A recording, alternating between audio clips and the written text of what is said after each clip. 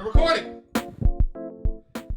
All right, guys, welcome to episode 6 of the Set Breaker podcast. And today we have a guest, a good friend of mine, RC. Now, RC, he runs a marketing company, and e-commerce store that is multiple six figures, and he's a good guy. He could dance. RC stands for race car. Nah. Yeah, we used to work at Ty Lopez together. Yeah, we used to work at Ty Lopez together, and I remember we'd do sales, and then we'd do like sales calls, and then this one lady called in, and she was like, "Your name's RC? Does that stand for race car?" She said something like that, right? I believe you remember that. Yeah, I never forgot that, man. That's like one of the funniest things I ever heard in the world. That's funny, man. Yeah. Hey, pleasure to be on, Mike. Dude, really. Glad to have you on, man. Yeah. I haven't seen you in like, what, 2 years? Yeah, almost 2 years now. Wow. Maybe, yeah, it's been 2 years. Dude, or like a year and a half, maybe. Because I remember I moved about like last summer from when we were roommates. Yeah. We were roommates in Sherman Oaks. Yep. To now you're in Las Vegas. Yep, Las Vegas. Damn, dude. How's that transition been? It's been great, man. I used to not like Vegas. A lot of people said it was the heat, but as it gets into the winter season, it gets really, really cold. I think it's colder than Cali. Like I woke up at like 7, 8 a.m. and it's 30, 40 degrees on some days. Holy crap. Yeah, it's really cold. So. Okay. So it was the weather that you were kind of like. I didn't like the weather, but this summer supposedly was one of the coldest summers in like over a decade. That's what a lot of people were saying in 2019. So yeah, I mean, I like it. It feels like home, like my spirit's at peace being there now. I used to fight it a lot. Really? Yeah, a lot of my family lives there, but I used to fight it. I used to not like it. I'm a Cali boy. I'm staying, but now I feel better out there. When I come out to Cali for a bit, it's I'm like, oh, it's cool to be here for a few days, but my heart's in Vegas now. That's where your heart lies. Yeah. Vegas is where the home is. That's where it's at, man. And everyone comes to Vegas, so to sin, right? So damn. Okay, so you became a pastor in between the time from when you moved back then in a 2 year span, right? Yeah. So how did that transition happen? Man, it's interesting because I've been fighting like I guess ministry, so that was always my calling. You know, a lot of my family, even my auntie, she'd tell me, "Hey, you're gonna be a pastor. You're gonna be a pastor." This was like 7 years ago, and I was like, "No, I'm not. Like that's a crazy idea. What you talking about?" She's like, "No, I know your gifts. I know your calling," and I was just fighting it for so long. And once I finally accepted that calling, a lot of things changed. Like I really felt, you know how there's like a fulfillment inside of us where we have to be able to use our certain gifts. Yeah. Like every time I preach on a Sunday, I feel something inside where I feel charged up, right? And we talk about the gifts that God has given us and using those gifts, utilizing those gifts because it's only something that He's given us, but we have to fill that empty void. And that it was, I'll tell you this, it was like a spiritual boot camp this last year for me. Like a lot of my old ways of thinking and how I used to see things. My auntie, she gave me this analogy. She said, "RC, I know you're going to learn a lot about business. I'm going to teach you business, but biblically, I'm going to teach it to you the right way. I know you've, seen all these things. You've been with Ty Lopez. You've been with all these people. You went to Tony Robbins events, but I want you to use this. I want you to be able to take your information and think of it as books. Put it on a bookshelf. And whatever, over time, as you start to study God's word, over time, I want you to, you're going to take some books from the bookshelf away and you're going to use that knowledge, but you're going to leave some on there. So that's kind of like how my journey's been, because it's like a spiritual thing now. Like I try to see things spiritually. We talk about spiritual realm versus the physical realm, and how whatever you do in the spiritual realm, it manifests in the physical realm. And there's all these things talking about like law of attraction, right? And there's a lot of concepts that I see that is really biblical. So learning that has given me like a different way of just seeing things. So I guess that's kind of like been my journey spiritually. That's why I call it like a spiritual boot camp, like breaking down what I used to think and how to really think it through on a spiritual level. I know it's kind of interesting, right? Just kind of explaining it to people. Yeah. That must have been hard to rewire everything. Right? That's exactly what it was. Rewiring it on not my own ways, but God's way. That's kind of how I see it. Yeah, because I used to be religious. I'm not religious anymore. However, I do resonate with that. Like, there's similarities in terms of like how I feel with my life and how I approach things too. Because like, I try to do everything with ethics. Nice. Like I'm not the type of person to want to like screw anybody over. Like I can't, Yeah. you know, like there's a lot of people in the entertainment industry that just do not care, that will step on people and crush them Yep. just for their own gain, which you know, compared to like Christianity is like literally like that's some devil shit right there. That's some like that's like devil worshiping type shit, right? Yeah, I in a mean, sense. with like we there's actually Satan worshipers, and that's a whole different Yeah, they topic exist. right there. That's some real stuff. Like people that worship Satan, and then they Yeah. pray against the believers that are like going to God. Yeah, so there's like a whole like other story how like why Satan exists and Lucifer and all that stuff, and how he got thrown out of heaven because he was going against God. Oh yeah. So it's so interesting, but you know, something resonated with me when you said, because you know, when people talk about religion, there's a lot of stuff out there, and for me it was tough being a marketer. They say don't market religion, don't market politics, and then I guess like I don't know what the third one is. I don't know if it's like equal rights or gender equality, whatever it is. Yeah, it's a sensitive topic. Right? Yeah, very sensitive topics. Yeah. And for me, that was tough for me. And then being bold to be out there on social media, I needed to have peace in my spirit. That's why I was always studying and learning like, okay, this is really what it is. And all it was like, hey, it's just a relationship. It's a relationship. It's a relationship with God. Like, don't think about it as any of that. It's a relationship. And something I can give you is the cross, right? A lot of people, there's so many types of symbolisms towards the cross. You see the cross going up, like, you know, vertical, and then horizontal. Horizontal is you need a community of people to be in. And you talk about people that screw us over in every industry, even in business. That's why I think most businesses, they fail because of the wrong business partners and the wrong people that you're around that just kind of destroy it, people that you put into management positions. So yeah, people try to screw each other up, right? So I think horizontal, you need a community. I'm glad you didn't keep pausing right there. People try to screw each other. I was like, where you going, RC? That's it. And it just happens, right? Yeah. So the cross thing is like horizontal. You need a community of people that are for you, that are for your vision, people that are good, people that are around. But also, we also need a vertical relationship, and that's faith, a relationship up above. So that's like one of the symbolisms of the cross that I see.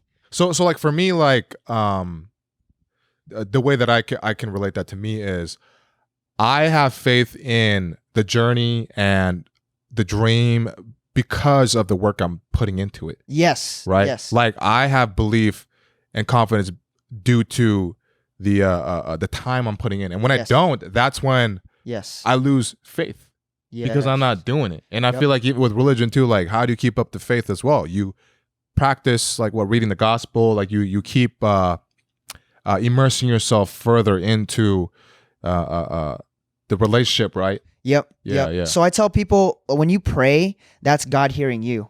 But when you read the Bible, that's you listening to God. That's one of the ways. So it's like, if you want to hear from God, you got to go into his word, because the word is God. That's pretty much what, like, to simplify it like that. And then I know you talked about, like, you know, God gave us a vision, right? He's the one that planted the vision in us. So when we're fulfilling that vision, we feel good about it. But the enemy, Satan, the devil, wants to come in and try to destroy that vision. So anything away from that, like all these distractions coming in, all these things that are real are like taking you off that path. That's not from God, because everything from God is good. That's kind of like what I've been studying. And also another good thing is they're like, well, why don't you study all these other religions, right? Like out there, and we could talk, you know, like the whole theological spectrum. Yeah, like theologians, how they, and I say, you know what, right now I'm in a point in my life where I want to, it's just like people that are studying the counterfeit money, right? They don't study counterfeits, they study the real money to be able to get away from, or pretty much to know what's counterfeit. So I want to study the truth. And I guess I tell a lot of people, they're like, how do you know the Bible is real? And I said, you know what, it actually takes a step of faith. But as I start to get into it more, I'm like, man, I've read a ton of books, but these 66 books in the Bible, it's giving me something inside that I know that it's real, and it's something, because even theologians and people, and historians, they study the Bible because of the history. So it's just been interesting as I dive deeper, trying to figure out, like, people that dedicate their whole life to study this stuff, you know? Yeah. You know, actually, have you read this book by Stephen Pressfield called The War of Art? The War of Art, bro. So I've heard about it. That's a great book. I'm literally on my 5th read now. I read it minimum 10 minutes every day. Nice. Because it keeps me grounded with what I need to do, because it talks about resistance. Resistance is anything that stops us from doing what we should be doing. Yes. And it could be in like even excuses of, oh, well, I have a kid, I can't do it. I got to focus on the kid, or like, or I got to wait till things are perfect and I could do this. Just like everything you could think of. That's why I read it, and it like pumps me up, and it reminds me, anything you want in life, there has to be no excuse. You just do it, because that's the difference between an amateur and a professional. And a professional does it rain or shine, thick or thin, whatever. You do it because you're supposed to, and you are a pro. Right. And the book also talks about around the end of it, like muses, like angels that come, because he's Christian as well. So he talks about how, like, when you do the work that God wanted you to do. Now, again, I'm not religious, but it makes sense. Like, by the way, get the book too, even if you're not religious. You don't have to be religious, like, to get this. But anyways, he talks about, like, something happens when you do your work and then you throw yourself into it. In that moment, something, it's like out of your hands. You hit this flow that's beyond just like the physical realm. It's as if like the angels and the muse comes to like support you with and like with its wings or something. I don't know. Now I'm screwing up. But you know what I mean? Like there's a point where you hit this flow where it feels like outside of your body, like super out of body thing, right? And that's actually what I feel. So when I'm preaching, people think it's me, dude. No, it's a spirit inside of me that I just allow to unleash. And after I get done, I'm like, what just happened? You know, and a lot of people tell me you're a good speaker and all that stuff. But before that stuff was recited, now it's just like kind of like letting it loose and letting that flow happen. And it's funny because someone asked me the other day, they're like, hey, RC, do you believe in karma? And I said, you know what? I really don't believe in karma. But what I do believe in, that's biblically, that's spiritually, is you sow, like what you sow into, you reap. So there's this thing where every action has an opposite or equal reaction. It's the same thing, but biblically, it's just being able, because, it's a lot of old time stuff. So it just talks about like whatever you reap or you sow into, that's what you're going to reap. So if you sow into good things, you'll reap good things. You sow into bad things, you get consequences, because everyone's like, why is there so much bad in the world? Right? If God is so good, why is there so much? And there's so much controversial topics that I've been really studying to understand why this happens. And it gets like spiritually, like whatever you sow into, you reap. That's like the long story short. Like I tell people parents, I say, parents, your choices become your children's consequences. So make sure they're good choices, so they're good consequences.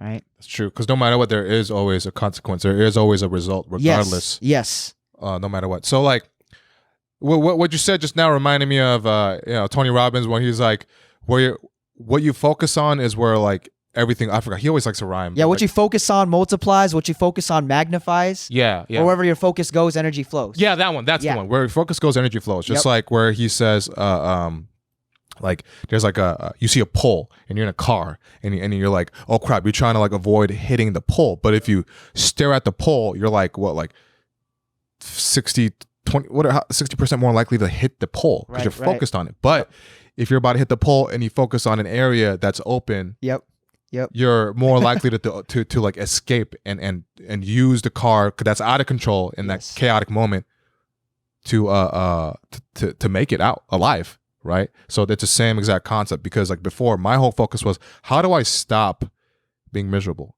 How do I stop being sad? Yeah. And by doing that, I like demonize the feeling of discomfort that I felt. Like, this is the enemy. I cannot feel this, period. Like, why do I feel this? Oh my gosh. And then I gave it more power. But once I started to think about, how can I capitalize and hack into my happiness? What are these things that bring me joy? How can I do more of that? Instead of, let me avoid this. Right. And once I started doing that, then things started to really change for myself. Yes. And in terms of my work output, my daily energy, joy, like all that stuff. And I can only imagine like how much things have changed for you once you, especially with like the social media thing, because I know what you mean. They say like, don't do this, don't do that. But who are these people? Right. Like who is saying these? Yeah. Things? Was that grammatically correct? Who is saying these things? who are saying these things? Who are saying these things, right? So you avoided it for a bit, but then one day you were like, I don't care anymore. This is who I am. Yes. How much did things change once you became authentically 100,000% you in the social media realm and putting things out there even more? Yeah. You know what? I think for a few months, I was in an incubator, I can say. Like, I was just getting preserved by God, and I just wanted to know that it was my time. Like, I did it. And it says like when you become a steward, right, of God's word, you You better know God's word, right? Like you just got to be a good steward of it. So then when people ask you questions, when people start to like come at you, because there's always gonna be strife no matter where you go, no matter what you do. There's gonna be haters. I had a dude like, it's funny. I had a dude on my comments saying like, say something. I don't even know the guy, and then someone else in the same exact, like someone else that has the same faith fought back. So I'm not even fighting my own battles. You know, God sends people to fight my own battles when they're coming against it. I don't say nothing. I just stay loving, say, hey, you know what? The only reason these people, because I thought about it, the only reason people hate is because it's a reflection of who they are. It's really their own insecurities, and it's the truth, because I've never seen somebody that was more successful than somebody hate on somebody that was like less, like the more successful people don't focus on them. I say, you know, losers focus on winners and winners focus on winning. And that's what I like about the Bible. It's so practical. That, and then you were talking about like this depression and all this stuff that comes in. I always tell people, you know, that's the devil. That's the enemy coming in, right? The enemy tries to come in. What they say, a lot of people know this: kill, steal, and destroy. Kill your joy, kill your ideas, steal your joy, right? And then try to destroy your dreams. So like he tries to come in and tries to cause all this confusion, but it starts with the mind. That's why I like the Bible, because we talk about the mind, but if you give, the only power he has is the power you give him. And if you give that depression power, if you give that sadness power and you feed it long enough, it starts to come into your heart. And that's biblically. So it starts to become a spirit. And then it's harder for you to let it go, because now you're living it. You wake up, you're like, I know people that aren't too crazy when it comes to faith. And they say, hey, no, I listen to this preacher. I wake up, listen to this preacher. I just get on, because it's just good stuff coming in right away. And I believe in all that stuff. The morning, not like rituals, but the routines of getting your day started with the right things. So. Dude, that is so true, because lately I've been on this morning routine of where, you know, I have my planner, I write down, because I use the Panda planner, and the Panda planner is really cool because it has like the monthly, weekly, daily, and the daily is great because it's like, you know, 3 things I'm grateful for, 3 things I'm excited for, nice. An affirmation, a focus for the day, and then like your 5 main priorities, and then like, you know, you got your time slots, you got your little tasks on the side. So it helps to think about what I'm grateful for, what I'm excited for, and I do that, and then I also journal 10 minutes in the morning, and I read 10 minutes of The War of Art, and then I also read 10 minutes of this other book, Stay Hungry by Sebastian Maniscalco. He's a comedian, very well-known comedian. Nice. But simply by having these little routines, even when I don't want to do it, it sets the tone for the rest of the day and the rest of the week. Yes. And it's all builds up for the rest of the month and then the rest of the year. Yes. Right? Because I remember you do that too. You stay up at like night to prep for the next day. Yeah. You do that stuff. Yeah. And people may think, oh, why do you have to do that? Like, just be free flowing. It's like within the structure, there is some free flowing aspects of it. Like there is room for that, but the structure keeps you disciplined to keep doing the work, the deep work, right? Yeah, like that's exactly what it is. Yep. Even when you don't feel like it. Yeah, it disciplines you, because the next day you might feel like, oh, what kind of sleep? That wasn't the best type of sleep I had, but you're so disciplined to still show up. Yeah, because a lot of times when you say, oh, it wasn't the best sleep, you're kind of telling yourself that more. You're like letting this little puddle start to turn into an ocean to drown you. Because and the fact is, you're not that tired. You just tell yourself you're tired as an excuse, and that ties in with the book. That's resistance. Wow, that's part of that resistance, and all these little ways that are actually big ways. Which at the end of the day, we are our own worst enemies or our own best friends. Yep. Right. It's like there's this mental freaking thing. Oh, but so I want to go back to that. So the social media thing, when you did that, so it seems to me like once you started that whole like putting all my stuff out there, my belief, my love for, like, you know, God and all that. Yes. Then things changed even more, and I think your social media following grew even more, right, or something. I don't know. Yeah. So I've been doing some like social media stuff. You know, I don't want to talk the bad stuff of what happened, but I looked into a lot of different growth services, and some sucked, some did pretty well, got good engagement. But the thing about me is I was trying to strategically plan what kind of audience. I was always fighting between business and sharing my faith. Should I share about marketing, give a ton of value, just like all these guys out there, or should I be different? Share my faith, share my relationship with God because that's who I am. But I love business. Like that's my thing. Someone asked me like, dude, if you're I know because I'm getting into real estate stuff now too. I've been doing some property management, so I've been learning how to evaluate places and what's a good investment. So someone asked me like, RC, would you still be doing that? Like, let's say you made a lot of money in real estate. Would you still be doing what you're doing? I said, yeah, I'd still be running a marketing agency. I love running it. I love doing client work. I just love building something, and I'd still be a preacher. I'd still be preaching God's word. And yeah, a lot of it changed. It did grow quite some. But my specialty is more on the paid traffic. So, doing paid ads is really my thing on Facebook, Instagram, learning a little bit of YouTube and Google now, but that's like been my thing. And now I'm finding people. It's funny because the people that catch onto your vision, the newest ones in your life, they support you the most, because sometimes our friends back then, it's hard for them because they knew who we were. And they can't accept the new person you are. Yo, that is so freaking real, man. Yeah. That is so real. Like, yeah. Like, I'm tying it back into the book again, The War of Art. He talked about that because he said a lot of us are afraid of success in our own perspective fields. Respective field. Is it respective? Yeah, respective fields. Yeah, respective field. Yeah. Yeah. Oh, man, I got to go back to school. Respective fields because we're worried that we may lose people, the friends that we've always had. They're like, oh, you changed. You're different now. You're not the same person, like this and that. But, he talks about the same thing. You literally just said, like, yeah, you are going to lose people. Yeah. But the ones that get you will still be there. And at the same time, you'll make new friends who will be even better for you. Yes. Because friendships, a lot of them are just kind of a moment in time. Like they say seasonal. And I get that now. Yeah. Friendships are seasonal. But like you don't have to be doing the same exactly. Like we're doing very different things. However, like I think we have an understanding of each other. We have like a mutual respect, and we're homies. That's what I'm saying. Like, come on, dude, pound it, right?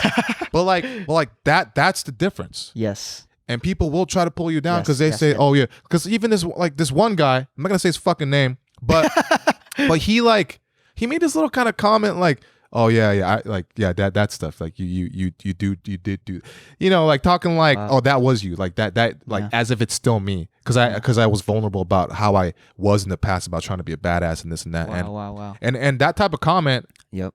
He never comments. It's like, okay, now you comment because you're like, yeah, you're right, because you don't like what I'm doing. Yeah. I know that. Yeah. Because he was always like this like alpha dude, and like that. Like I'd like look up to him when I was in high school, but it's like, yo, it's different now, man. Yeah. Because I know my path, and those type of people, and I know that for a fact, are clearly lost. Otherwise, why else would you say that? Now, some people say, oh, why are you making a big deal? I'm not making a big deal over the comment. I'm saying it's the pattern. You can see people's patterns, their baselines. Yeah, you can read it. Yeah. You know, right? Yep. So they'll like tell people like, oh, you're being sensitive. It's like, no. Yeah. I'm being logical. I'm not thinking about this all day. It's the first time I thought about it since it happened. Right. It's So it's just a clear good example. And there's this thing because there's people that even in ministry, and when I was building this ministry in the last year, I thought they'd be there throughout this next season. Wait, that you that was like that was part of my circle. Oh, really? Circle, yeah. And that it's the same thing with business. Like there's gonna be people that in order for you to get to the next level, they're not gonna be there. They had to be there for that season for you to learn, for you to grow. And in order to get to the next level, because they got their own path, they're doing other stuff. But if the vision doesn't align, then it's like this thing where everyone needs to have that same faith in the team. And I see faith as also like a way of vision. Like when you're building companies, when you're building like a team second to none, because I'm all about that now, like building the right people around. And I think that's something that I've been struggling with when I'm scaling my agency too. Like just building and finding the right people to be positioned so you can scale this efficiently while you still have a peace of mind, while you're still doing the client work. And that's kind of been my thing. It's like 50% business, 50% ministry. I want to go 100% ministry, but then a part of me is like, this season right now is just like, I'm growing that seed, right? And it takes a while. Like if you think about it, people, the same seed that you planted yesterday, you try to eat tomorrow. And you're like, dude, what happened to the fruits? The fruits, it didn't even stem up to be a tree. Yeah. Like most trees, it takes about 5 years for it to grow anyways. So into like a bark, like it's not until the fourth quarter until it starts to stem. And then it just starts growing exponentially by the fifth year. You don't see those. So it takes time. And that's why like I relate a lot of stuff to just how, a lot of these things happen physically. That's exactly what's happening in our businesses as well and what we do in life. Like you were talking about just earlier before we hopped on, you're like, I'm going to do this for a decade, 20 years. I don't care, but I'm going to make it. Yeah. See, leaders, they operate off vision. leaders, when they close their eyes, they're like, they look at not what the situation is right now, but when they close their eyes, they see so much things out there. You see yourself on stages. You see yourself doing greater things for greater artists, greater video productions, and like the bigger companies that are doing it at that level. Next thing you know, you're the one that's operating that. But it all stems from vision and from what you see. And that's the type of people I want to be around. I tell everyone, you're a leader, and no matter what you think, because people talk about influencers, you need this amount of followers to be an influencer. Nah, you're influencing your younger brother. You're influencing your cousin. You're influencing people around you. I don't care if one person follows you on IG, you're an influencer. And that's the biggest thing with nowadays with what social media is doing. And I want to be able to share that with people. Like, you can do that at any scale. Obviously, there's some sort of authority with numbers because that's just how the brain is. Yeah. But you can become an influencer. I know people that are super impactful, that make a ton of money, but that make, and I'm not saying, I say the money because it's in direct proportion to the results that they do in their business. That's how we kind of do it. They run big businesses, but they don't have a lot of following, but they know what they're talking about. So yeah, I know I kind of went off tangent with like leadership, vision, and all that, but I think it's like super important that people need to know this, because when you don't operate off vision, you will feel getting up like, oh, like what's in it for me today? Like, what's on my plate? Like, why am I doing what I'm doing? Super scarcity fear, fear-based. Tons, bro. Yeah, because you don't have that. And I know a lot of people talk about vision in so many different ways, but the Bible talks about it. Without vision, my people perish. Mm-hmm. So we perish, and there's this thing called, what is it called? It's publish or perish nowadays, especially if you're a brand. Yeah. You better be publishing content at least on a weekly basis, or you're going to start becoming irrelevant in society because other people are publishing. Just like you see, like, I don't want to call out any artists, but artists were big at one point, and then they just stopped making music, and now they're just like, where are they at? Like, have you heard about this so-and-so? Yeah. No, it's been years. I'm trying to guess who it is. Yeah. No, there's a lot. You don't gotta say. There's a lot of artists. No, but yeah, there's a lot, because they think like, I already hit this point, I don't got to do it. It's like, no, then you're not building anymore. Yep. If you're not growing, you're dying. Yes. Literally.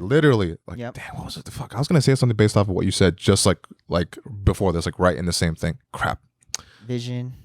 Vision. Yes. Vision. Exactly. Yeah. The vision.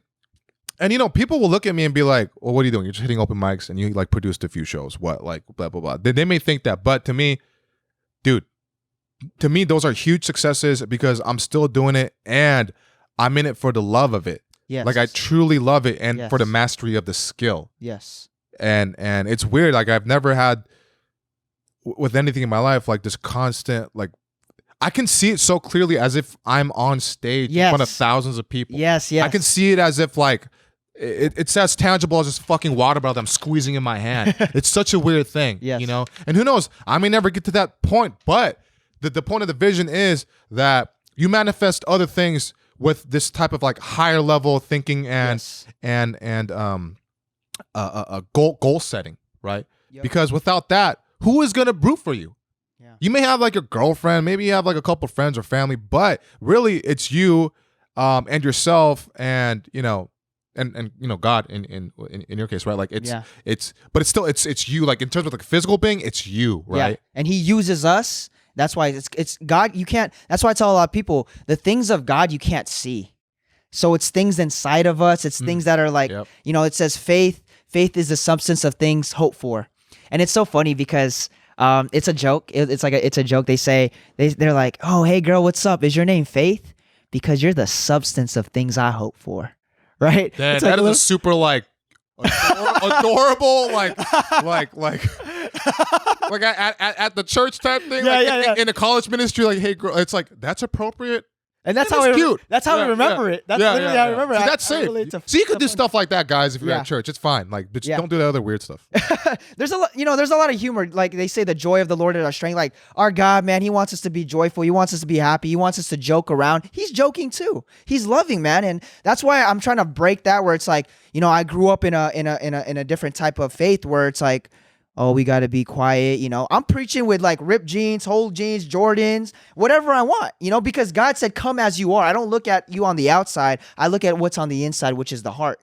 And I joke around a lot too, because people are like, well, why do you got holes in your pants when you're preaching? I'm like, because I get on my knees for my God. I want that skin to earth. I want that skin to earth, you know? Yeah. And that's it, you know, so I just make it a joke, and it makes a lot of the younger people, and it makes it cooler. It makes it like, this is really what it is, because we want to relate to it nowadays, because a lot of it's like, oh, it's old. It's a lot of older authors, all this. I'm like, nah, man, it's fun. It's fresh, and we can make it fun at this very moment in time. Yeah. Because it's a word that will last forever. That's what it says. Forever. And I think that's a good takeaway for anything in life. Like people are so tied to, it's got to be like this. It was like how it was before. It's tradition. It's like tradition. Dude, if we kept doing tradition, then, you know, let's like screw modern medicine. Let's just go back to just, let's see if we survive this infection without doing anything to it. Like, what is that? It doesn't make any sense. Yes. Adapt. Why are we alive to this day, humans? Because we are adaptable. Yes. We evolve. We continue to grow exponentially in, like, you know, like the sciences, the math, whatever it is, right? That's why we are here. So it's like, you can't hold on to this idea of who you thought you were. Right. Yeah. And we're going back to us growing, becoming better people each and every day. I say you look at somebody for who they are, then they'll only get worse. But if you look at for somebody for who they can become, they become better, right? Yes. And I always tell people, you're a child of God, you're a part of God's kingdom, and He doesn't see who you are at this very moment. He doesn't see, and this is why operating on vision is great. Because the same way I preach to 3 people, I preach to 3,000 people. I'm operating. Leaders operate like they're already there. They're already triple, quadruple of wherever they're at, wherever they're going. They operate as if they're already there, and then it just keeps increasing. It keeps increasing. So that's how, okay, that ties in exactly with the next question. Yeah. So when you first started your business, it was just you. It was very small, very small scale. Yeah. Is that what kept you going? And then 2 parts of the question. So is that what kept you going? And then once you got to a certain point where you had to hire people and all that, like how did you know and feel confident and comfortable with being that leader? Yeah, that's actually interesting, because I think leadership, people can say that it can be taught, right? It can be taught, or it can be caught, not taught, like the osmosis type of deal. If someone asked me, do you consider yourself a leader? I was like, yeah, because, I influence people. And I think as long as you influence anybody, you're positioned anywhere where you can influence somebody, whether it's in a group of friends that need lifting up, and you can just spread that positive influence on them. Boom. Leadership can be a good or bad influence. So to answer your question about that, yeah. How did I know I was ready? Because I was doing my agency. I did have somebody help me, I was like a partner, and then I kind of had other people doing little tasks, but it wasn't like full on, like, yo, take on this client type deal. And now 6-7 months in, I realized I was doing everything. I was working all day. I was doing everything, and I wasn't going to grow to the next level. I wasn't going to hit the 6 figures that I wanted, and if I was, cause my first month of the agency, that's when we hit a 5-figure right out the gate. Like right about the 10K mark. And then that's when I was like, oh my gosh, this is real. But I got all these clients, and then I lost all of them except one. Yeah. And then by the end of like my 6-7 month, I wasn't really making that much. I was making like literally, bro, like 3-4K that month from just clients. And I'm like, okay, I understand the importance of building a pipeline. I understand the importance of what I'm good at, which is I can get clients, I can fulfill it, but I'm not going to be focusing on working in the business. I want to work on it. On the business. Talk about E-Myth Revisited, right, by Michael Gerber. He talks about that a lot, how to build the right systems, find the right people. And how did I know? I knew because I knew that I was good at building relationships with people. I've built it for over years, had no intention that I'd be doing marketing or doing any type of these consulting services. But long story short, in order for me to know that it was the right time, was I needed to kind of get out of my comfort zone and start to trust people. And I started trusting people. I literally had some guys try to take my clients that I thought I trusted. I didn't know them too long. So I'm very big about trust and bringing in the right people into my circle when it comes to working with clients now. And I think that's actually a challenge for a lot of people, is finding the right people, because my latest client right now, we're at his event this weekend. His last agency, he couldn't get a hold of the person that owned it and everything. And because that guy wanted to take himself out of the equation and have a team, but the team couldn't fulfill up to the CEO's expectation. And you running the business as a CEO, man, you're gonna work harder than anyone else in the company, no matter what, right? Because it's your name, you own it, and I think that's where you start to breed the right culture. Like I told myself, we do well this holiday season, I'm gonna pay these guys way more bonuses. I don't care really. I don't really take money from my agency. I store it because I want to be able to invest into other things, and I use other streams that I have to pretty much kind of stay sufficient. But I don't spend a lot, man. I don't really spend a lot of money. I truly believe it's how much you keep rather than how much you make. So I stay frugal, but also I stay very like, if I want to spoil myself every now and then, that's why like I bought this jacket. I was like, dude, I'm gonna spoil myself with like a nice jacket, just a nice snowboarding jacket, for that season or whatever. So I'm always giving myself rewards. But to answer your question, yeah, I think it's taking that step forward, saying I think it's time to do it now. But I realize in order for this company to grow, and now it's not about me anymore. It's about, I gave everyone a certain salary, a baseline every month, every 2 weeks that I'd give them. So now I'm working to provide for them and increase that baseline for them. And a lot of people is like mostly family or friends that I've known for a long time. And that's how I kind of built my team. I'm blessed because of that. Some people have to go hire and find other people. But I tell people, if you can't do a service, then partner up with somebody that can. You bring the lead, they fulfill. For example, I don't do IG growth, but I've been testing all these different IG growth companies. I found one, I'd refer somebody that can do it. Or if I need a client that needs it, we do their service. And if they want to give me a kickback, cool. If not, totally fine. As long as I'm helping and giving back, that's why I believe in whatever you sow into, you keep doing good, you will reap. So, no, yeah. Damn. So your days, they consist of your business and like church and stuff? Yeah. Yeah. So we own like a Christian gift shop out in Las Vegas. Actually, one of the biggest ones. There's only 3. And I'm pretty much there all the time doing internet work, and we do real estate. I do property runs for any fires that happen throughout the day. So I'm always on call. And then people come into our shop, and there's always a pastor in house to pray for people. So I'm the guy that's praying for people. And I know God's real because of all these testimonies that come in. People, they resonate with testimonies. And every time I pray, man, people come out like they just feel the Holy Spirit. They feel God, and they start tearing up. And I'm like, man, it's not me. Like, it's really, really not me. There's God's like doing something, but he's using me to be able, and then he ministers, and there's like a healing that takes place inside. So that's really my day. A lot of my, like, a good chunk of my day is praying for other people. Oh, okay. Yeah. So it's you're constantly, just like with your business, you're constantly like giving and in a way that's like trying to raise their salary, quote unquote, like, but for like yes. their life, like quality of life, like that type of stuff. So that is how you operate, period, in every aspect. Yeah, of your life. and that's another thing. I'm looking for the right players. I see high schoolers that I'm teaching, and I see their potential.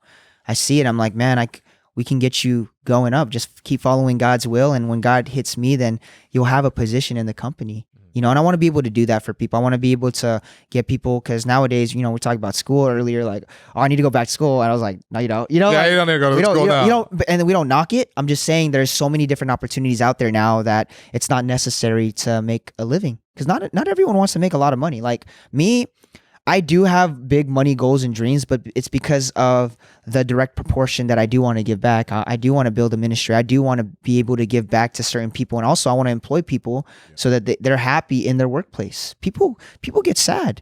They get sad going to work sometimes in the places that they're at. I'm like, why not create like a fun environment? But also what business is teaching me is how to keep people accountable, to make sure that I'm not just paying them, their salary and they're not doing anything. And I think a lot of people now struggle, because we're at just this event. A lot of business owners struggle with systems. So if there's anyone out there that can help build solid systems, and everyone's system's different, they can make a lot of money in this space. Yeah. Okay.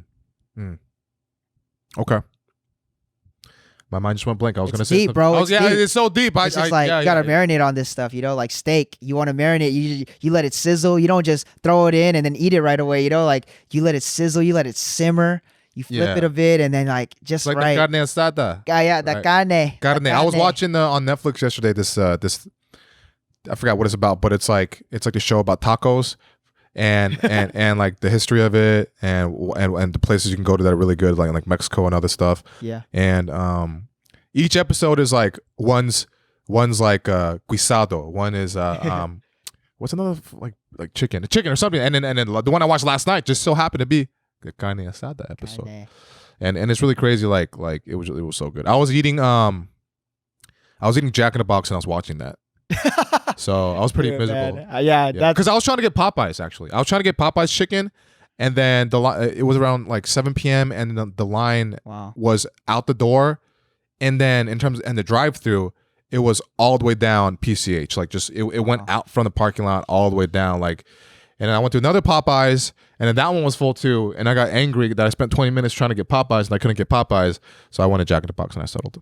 You know, that's interesting. That's an interesting analogy because now you're thinking about like, okay, simple tacos from Jack in the Box, and then you're watching like the high end, the best of the best, the history. Yeah. So we always compare, you know, our chapter like 1 to someone else's chapter 20, and I that's me a lot. Like I'm like, man, for months, you know, and this is just me being vulnerable, but for months I was like, am I really called to be a preacher? Like I see all these preachers out there on social media, like, you know, doing so well, and they built great things, and I always compare myself, and I think that's what a lot of people do, and then it starts to come, and as I keep feeding in, it hits me, but then it's the way that I saw it.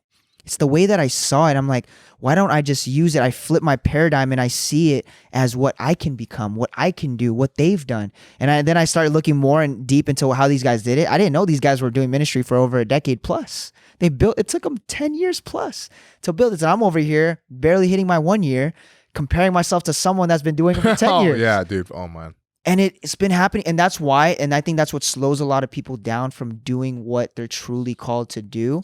And then they're like, oh, well, it's too late now. I'm 30, you know, and I know you just recently, you know, 30, yeah, but I'm just giving that as an example. But bro, like 30, honestly, I think I feel like when I hit 50, I'll still be preaching the same with energy and everything, because I just feel that times are changing now, like with how we live and how we see things. And, you know, that's why I'm all about health too. You got always protecting our body. It's biblical to protect our body because it's the temple of where our spirit lives, where the Spirit of God lives.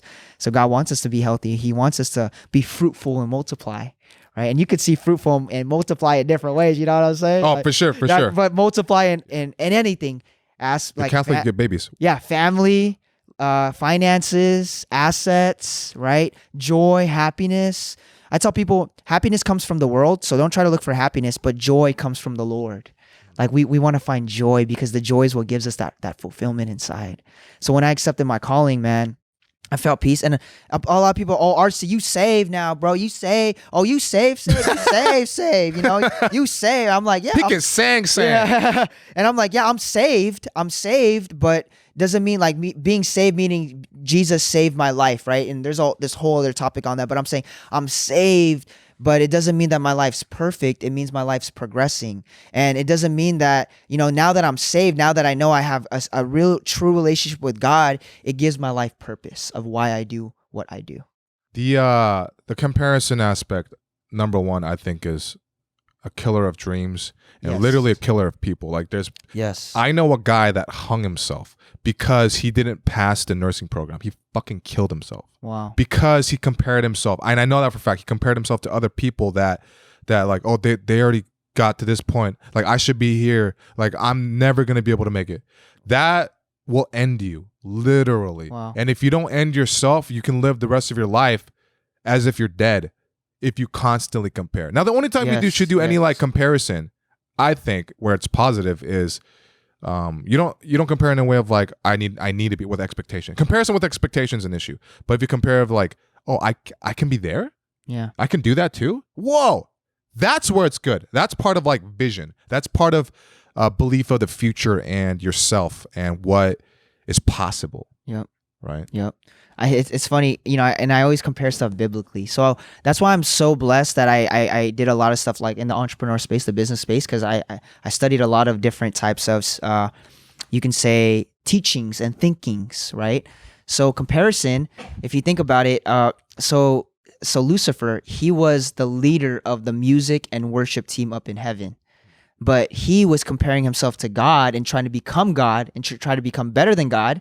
So comparison is what threw him out of heaven. And God threw him out of heaven because of that comparison.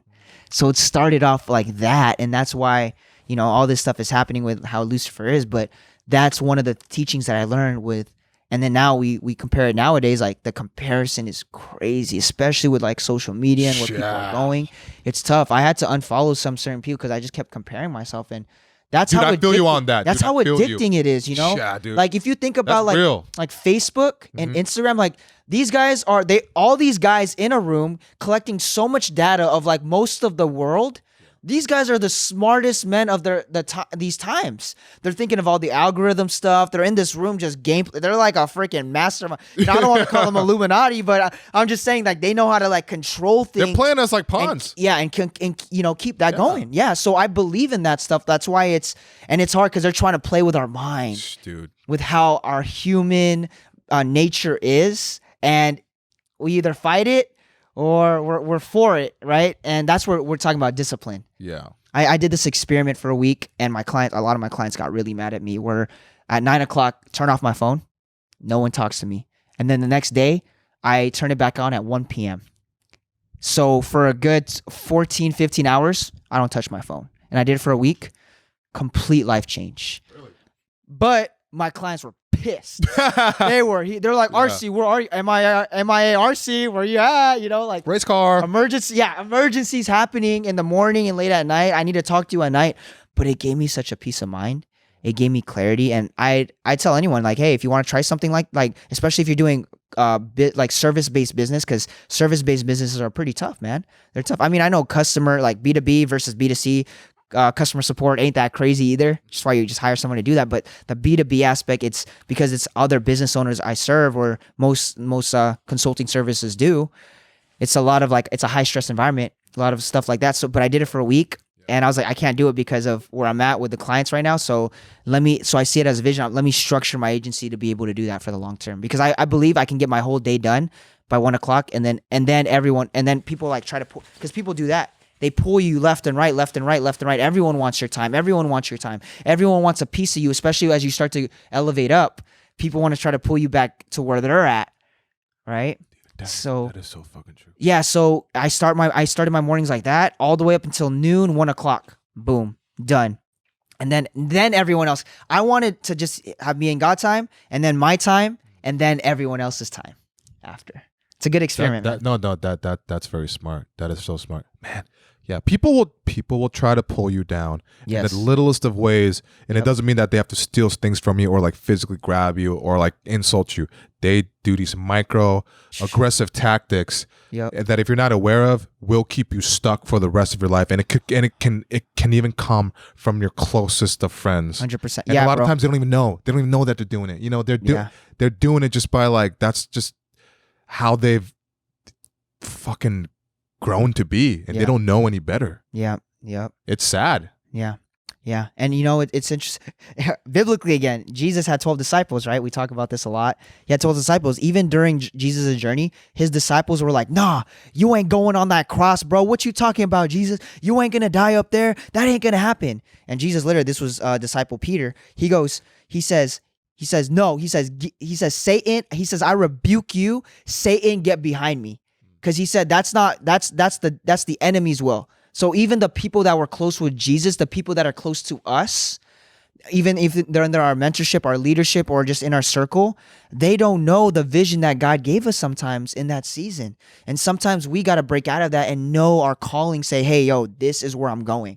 I know you're close to me. I know you were in this journey with me. I know you've kind of built a relationship with me up to this point, but I'm going to different heights. I've got better revelations. And when I say revelation, it's called revealed message from God. That's what I call revelations from. It's just a revealed message from God. Like, oh, you know that voice that's speaking to you? Like, what voice? That voice. You know, that's the voice that I see. But yeah, it's always the people that are near us.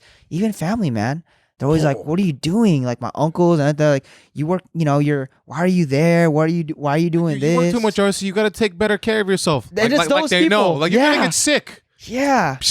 And I'm like, and you know, we talked about it earlier, how you're talking about like, oh, I feel tired. Yeah. Those people that say that, there's a book, it's called the Book of Proverbs, and that's like the book of wisdom. Life and death is in the power of the tongue. So whatever we speak, whether it's life, we sow into that, we reap that. Whatever we speak, it's death. People are like, oh, my daughter's sick, my daughter's sick, my daughter's sick. And, you know, she has this mental illness. I'm like, stop speaking that. Say she's healed. She's healed. She's great. Speak life. They did a study. where they spoke life into a water, good things, and then they spoke it to another water, bad things. And the water that got spoken into bad things, it became dirty water. And the other one was good water. So there's like a nature to it, and it's spiritual too. I know you got to go. I'll say one last thing, though. Yeah. Ties in with that. No, bro, there's no like super rush. Like, okay. However All you right. want. Okay. 10, 15, whatever. Oh, sweet. Okay. Yeah. Because we're getting on to some real good stuff. Yeah. My last co-producer that I co-produced a show with for my stand-up show at Westside Comedy Theater, things started getting really weird after the show got successful, where I sent them from the keeps going back to the War of Art, but which is good. it's great. Now I love the book. It. Yeah, I want to read dude, it. I recommend This is the it to background you. and like what you know. Highly recommend it to you. But I sent them this part, which also ties in again with what you said too. It all ties. Shoot it. Okay. So, you like Thai food? Okay. So not he. I sent. Okay. There's part of the book where it says that there was people with terminal cancer. Okay. People with terminal cancer, and this one doctor. Yeah. He had them do something where he had them go back to doing what they love to do. Wow. Right? Wow. Or figure out what they are really passionate and love and do that. And believe it or not, a good amount of them went into remission simply because they were doing what they were put on this earth to freaking do. Right? Yes. Right? Yes. So that's why so many people are so miserable, because they're not doing the thing that they were born to do. I truly believe people are born to do certain things. Yes. Before, I didn't believe. My mom would tell me I was always trying to make people laugh since I was a little baby before I could even fucking say words. I'd like dance and do stupid shit because they were laughing. I always did it. And she said, Michael, you need to stop because nobody will respect you. So I stopped doing that because I get punished for that. Wow. My parents, you know, I'm not trying to blame them. But what if they knew and saw that as a strength and allowed me to flourish without punishing me for it? Yeah. Maybe I would have figured this out sooner, but who knows? But also at the same time, because it didn't work out the way that ideally I would have wanted it to, that's a gift in itself, because then I know 100% this is what I want and meant to do, because I've done all the things I don't want to do that didn't feel right to me. Now there's things that you do that feel right to you that you love, and if I did the same exact thing, it wouldn't work, and vice versa. Right. But it doesn't mean that the thing is wrong. Yeah. It just means that we weren't born for that. I truly believe that. In this case, I think it's nature. 100% nature. Yeah, I do. Wow. You know, just to piggyback off that, you're talking about how like the parents would punish us based on what their thing, and I tell people, you know, the Bible, it's not here to punish us; it's here to protect us, right? And then even with parents, sometimes they just want to protect you. They don't want you to look like a fool, right? In your like you can say circumstance or your situation, and I think a lot of that has to do with you know, they want the best for us, but what do we truly want, right? Because we're the ones that's walking our life. We're living our life, doing what we're doing. And that's why I say, like, even the people that are close to us, they truly don't know what we want inside. Everyone can be giving us feedback. I know a lot of people gave you feedback for years. Yo, this and that and that. And then it always came back to one thing, though. And then sometimes people are like, oh, you should do, like, you know, digital marketing, or you should go do this job. You should do that job. You should do this. And then, there were good feedback based on what they thought, because of the perception and wanting to protect you and say, hey, this is going to be a good future for you. And then you're like, you know what? No, I got to break from that chain. I got to break away from what other people are saying. I know they love me. I know they care for me, but it's not making me happy inside with what I'm doing. Like, now what I'm doing, it's giving me this ultimate fulfillment of, wow. And then once you do it long enough, guess what? People are going to be like, I knew you can do it. Dude, I've been getting that. Yeah. I've been fucking getting that. It always happens. Weird. It's like, I've always believed in you. It's like, no, you didn't. You told me otherwise. You didn't like told me something else. And if anything, you didn't really like me at that time. Yes. I got that recently. It's it such a weird thing. It happens. I don't want to call this guy out either, but someone's like, Just think it. Just that's think it nice. out loud. He said, hey, that's nice, bro. That's nice. Because I showed numbers and I showed results of like what I did on one of my shops. And he's like, but how much of that is profit? Oh, you know? he's trying to bring you down. Yeah, and I was like, this is the guy 5, 6, 7 years ago that was like really saying a lot of bad stuff about me. And I forget, you know, I don't dwell on that. You don't resent them. Yeah, I don't. Yeah.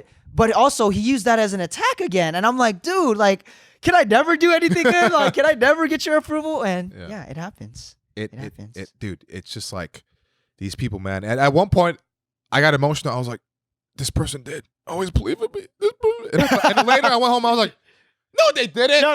They didn't. You fucking liars. Who is this guy? I don't know. No, seriously, like, it's just, and I'm only a year in. I can only imagine what will happen when I'm getting further. Because dude, I'm not making like money from whatever I'm doing, but I'm getting better and I'm putting things out there, and people can feel the light. Yeah. And when people feel the light, they want to like grab onto that light. Yeah. Because they need that light, or there's people that have the light as well, and the both lights shine the room even brighter. Yes. Right. Let your light shine before all men, and let them see that light inside of you. That's like a verse. Yeah. And like when you walk into the room, they'll see that light and they'll see your change. Because honestly, the way that we live and the way that we do what we love, people see that in us. They see that and they're like, man, I always believed in you, man. That's amazing. And there's people that genuinely mean it. No, yeah, there are people. But no, who mean it too. there's people that will say it. Yeah. And I'm like, no, you didn't, man. For you're the reason why I was crying in my room saying bad stuff about Twitter about the world. Yeah, you know, it's like RC, like, so like there's nothing wrong going on in your life. You know, sometimes people will try to dig for that stuff. Yeah, like, you sure there's nothing wrong? Because they can't believe that you're so happy. Yeah, well, they can't. Obviously, there's gonna be struggles and problems and trials. Yeah. Yeah, there's nothing wrong that I'm focusing on. I'm aware of it, but I'm focused on the good things. Right? So yeah, man, I just love this whole path that like once, I know because recently just that year, my year, like it's been, and like you said, I can only imagine what's gonna happen in the next couple of years. And I tell people this, like, I started an agency for the money. And then I started to love it because I think God positioned me so then I could build a relationship, so I can fire people up with God's relationship. Because all these people, I say God-fearing, they fear God. When I say fear God, I fear not having God's presence or love in my life. That's why I fear God. So God-fearing, and these guys love God, but I think God put me in their life so then I can share more, be more on fire, show them more faith, because they're there, they have some faith. And part of me is like, okay, I accepted that. And then I tell people like, man, I was telling one of my friends, like, don't be ashamed that you work a job, bro. Like, don't be ashamed. I worked a job for a long time. Like, you have to make income. I tell people, always make a good, solid income, and then obviously, because that's just life. I'm practical about it. I'm super practical about life. You need to make a living. You need to have a sustainable source of income, because the Bible even says, if you don't work, you ain't gonna eat, bro. Like, that's you don't eat, you gonna die. Yeah, you go, and we need food, we need food. Like, literally. Like, so I think about all this stuff, and I say, don't be ashamed. Like, and also maybe work with somebody, partner up with somebody that's doing great, because you might not be an entrepreneur. You might not be a business owner in this season. Maybe in 5-10 years, you might be with the stuff you've grown, but you want to be around people that can get you to that next level. And I say, don't be ashamed, man. Don't be ashamed. We started an event out in Vegas called World Class, and I don't like branding or marketing stuff. I like to be low key, but I'm thinking about like world class people, and that's kind of like my vibe. But also being authentic with who you are, what you're doing, and yeah, you're gonna fail in a lot of stuff. Like, bro, like, man, like I tell people, I started at KFC, man. Like, it doesn't matter. It doesn't matter. I worked for years. I worked a job for years, double job and all that. Even when I was doing other entrepreneurial ventures, it wasn't until I took that leap of faith. You know what? I saved enough. I'm ready to journey out. And if this doesn't work, I'm not trying to speak death upon it. I'm saying if it doesn't work, I'll humble myself and go back to work a high salary or whatever I got to do. Right. And I think there's this perception of like, I have to do it like this because everyone else is doing it. Being an entrepreneur is cool, comparison, right? Yeah, and that's another thing. Yeah, it is the comparison. Like it's so cool nowadays. But I'm like, man, no. There's positions, there's seasons in your life where you gotta know where you're at, what season you're at in life.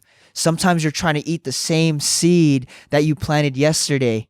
People are eating those seeds, and we don't plant trees. We plant seeds. And sometimes people are trying to eat, like an orange. Just because somebody else is eating an orange. They think that they want the orange, but they may be allergic to the orange. Right. That's a real thing. Like, yes. Not everybody's meant to be an entrepreneur or somebody who like has their own business. It's just the idea of it sounds cool. Like this like Mad Men, whatever, like Suits type individual. But because I used to think like that too. Yep. And I realized like I'm not like the traditional businessman in that sense of like I don't want to do that. But I am an entrepreneur in the sense of like I am building my own brand for myself, which is my own business. Yes. And that's different. That's my way. Yeah.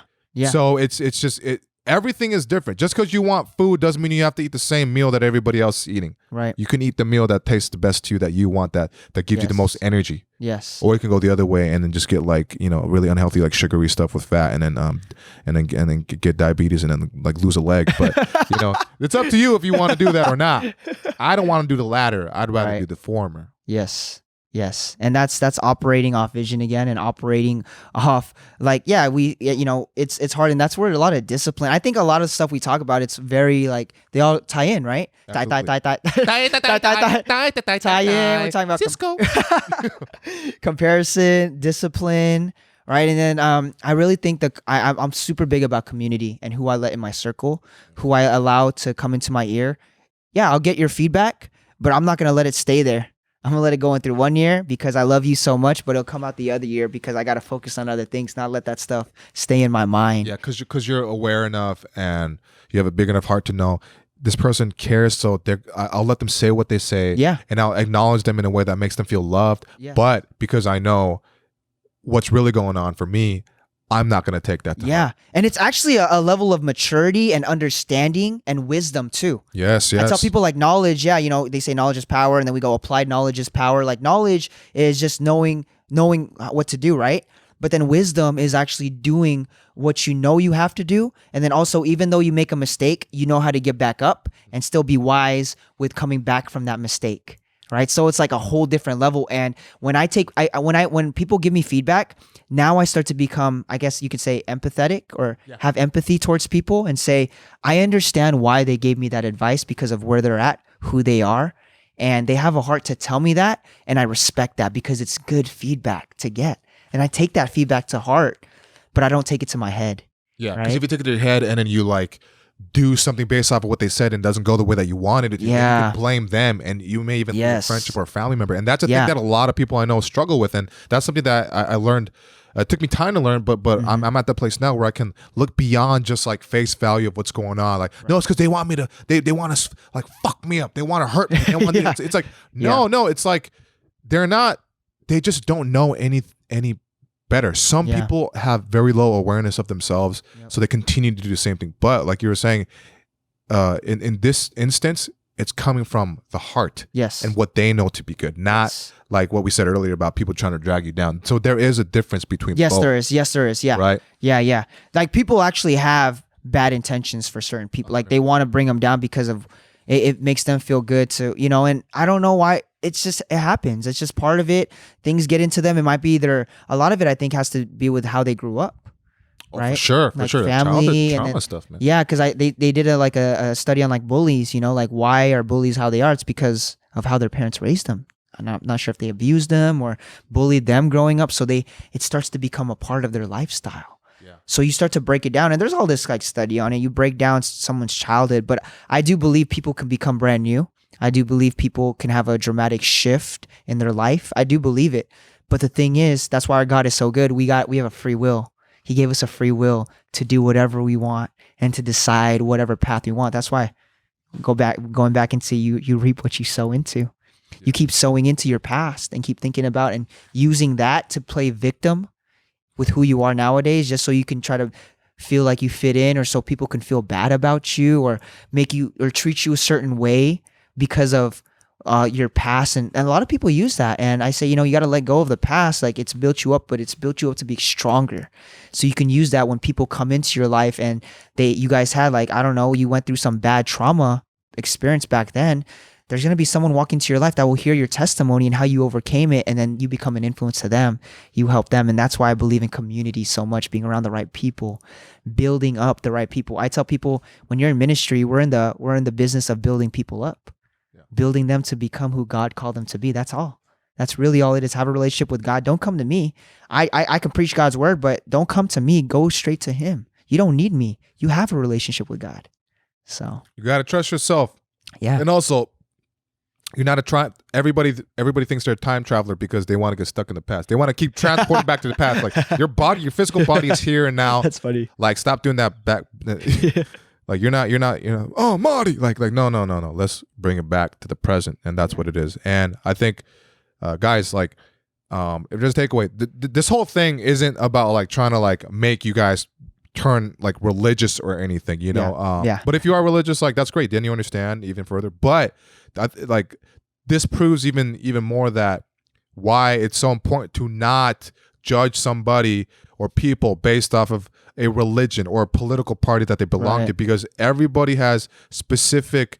They're still human. Yeah. They still we're all the same. And I'm talking like we were different, and I brought you on because like we gotta talk about this because no we've been homies for a while, but like but I'm just trying to prove a point of do not judge, okay?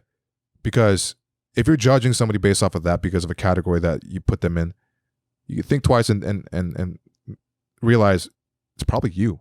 Yeah, it comes back from beliefs. Talk about political parties, their view on faith, their view on just the world. It comes with belief, man. That's what it's attached to, the belief system.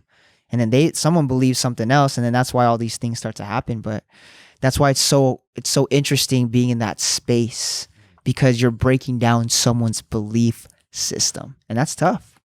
It's a tough thing to do, to break down someone's belief system because of how they grew up, how they were raised, the parents, the culture, the family.